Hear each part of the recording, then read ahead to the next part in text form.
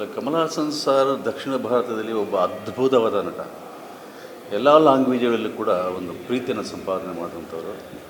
And ಫ್ಯಾನ್ಸ್ಗಳೇನಿದೆ ಅವ್ರಿಗೆಲ್ಲ disappoint ಮಾಡ್ತಾರೆ ಅಂತ ಅಂದ್ಕೊಳ್ತೀನಿ. ಯಾಕೆಂದರೆ ನಾನು ಕನ್ನಡ ಲ್ಯಾಂಗ್ವೇಜ್ ತುಂಬ ಪ್ರೀತಿ ಇದೆ ಅಂತ ಹೇಳ್ತಾರೆ.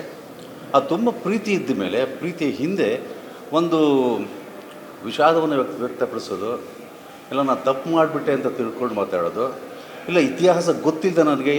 ಈಗ ಇತಿಹಾಸ ತಜ್ಞರು ಅಲ್ಲೂ ಇದ್ದಾರೆ, ನಮ್ಮ ಕನ್ನಡದಲ್ಲೂ ಇದ್ದಾರೆ. ಈ ಡಿಜಿಟಲ್ ಮೀಡಿಯಾದಲ್ಲಿ ಒಂದು ಸಾರಿ ಫೋನ್ ಮಾಡಿ ಡಿಸ್ಕಸ್ ಮಾಡಿ, ಇಲ್ಲ ನಾನು ಮಾತಾಡಿದ ತಪ್ಪಿದೆ. ಯಾಕಂದ್ರೆ ಮೂಲ ವಸ್ತು ಹುಡುಕೋದಕ್ಕೆ ಅದು ಭಾಳಷ್ಟು ಶತಮಾನಗಳಿದೆ. ಖಂಡಿತವಾಗಲೂ ನಾನು ಖಂಡಿಸ್ತೀನಿ. ಒಬ್ಬ ಪ್ರತಿಭಾವಂತ ಕಲಾವಿದ ಪ್ರೀತಿ ಇದ್ದ ಕಡೆ ಅದನ್ನು ಗೆಲ್ಲಬೇಕು ಅಂತಂದರೆ ನೀವು ಭಾಳಷ್ಟು ದೊಡ್ಡ ದೊಡ್ಡ ಕಲಾವಿದರು ಅದು ಸರಿಯಿತೋ ಸರಿ ಇಲ್ಲೋ ಆ ಪ್ರೀತಿನ ಗೆಲ್ಲಬೇಕಾದ್ರೆ ನೀವು ಫಸ್ಟ್ ನೀವು ಮಾತಾಡೋದು ಒಪ್ಕೋಬೇಕು. ನಾನು ಖಂಡಿಸ್ತೀನಿ ಆ್ಯಸ್ ಎ ಆ್ಯಕ್ಟ್ರಾಗಿ. ನೆನ್ನೆ ಶಿವಣ್ಣವರು ಕೂಡ ಅದನ್ನೇ ಹೇಳಿದ್ದಾರೆ, ನಾನು ಒಪ್ಕೊಳ್ಳಲ್ಲ, ಕನ್ನಡ ನನ್ನ ಮಾಧ್ಯಮ ಫಸ್ಟ್ ಒನ್.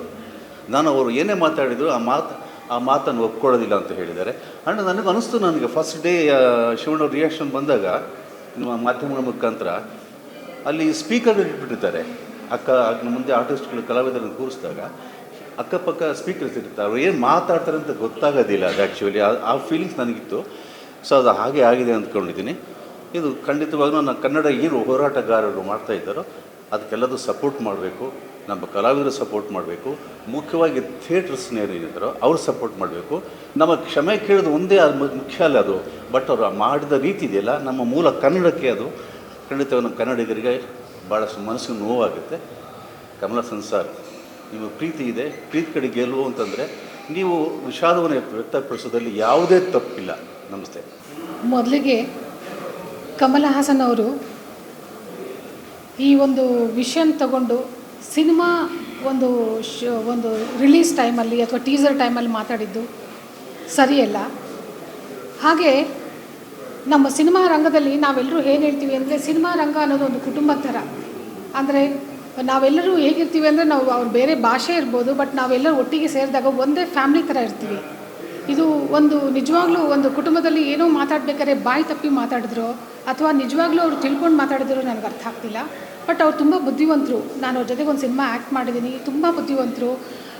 ಇದನ್ನೆಲ್ಲ ನೋಡಿದಾಗ ನಂಗೆ ಅನಿಸುತ್ತೆ, ಅವರಲ್ಲಿ ಒಂದು ಯಾರೋ ಒಬ್ಬರು ಅವ್ರಿಗೆ ಏನಾದರೂ ಹೇಳೋಕ್ಕೆ ಹೇಳ್ಕೊಟ್ರು ಅಥವಾ ಅವ್ರ ತಿಳುವಳಿಕೆ ಕಮ್ಮಿಯಾಗಿ ಮಾತಾಡಿದ್ದಾರೆ ಗೊತ್ತಿಲ್ಲ. ಬಟ್ ಒಂದು ಕುಟುಂಬದಿಂದ ಒಂದು ಒಡಕು ಮಾತು ಬಂದಿದೆ ನಿಜ. ನಮ್ಮ ಶಿವಣ್ಣವ್ರು ಹೇಳಿದಾಗೆ ಆ ಸಂದರ್ಭದಲ್ಲಿ ನಮ್ಮ ಶಿವಣ್ಣಂಗೆ ಗೊತ್ತಿಲ್ಲದೆ ಇರ್ಬೋದು ಅದು, ಅಥವಾ ಕೇಳಿಸ್ದೇ ಇರ್ಬೋದು ಸರಿಯಾಗಿ. ಬಟ್ ನಾವೆಲ್ಲ ಕುಟುಂಬದವ್ರು ಸೇರಿ ಈ ಒಂದು ಸಣ್ಣ ತಪ್ಪನ್ನು ನಾವು ಖಂಡಿತವಾಗ್ಲೂ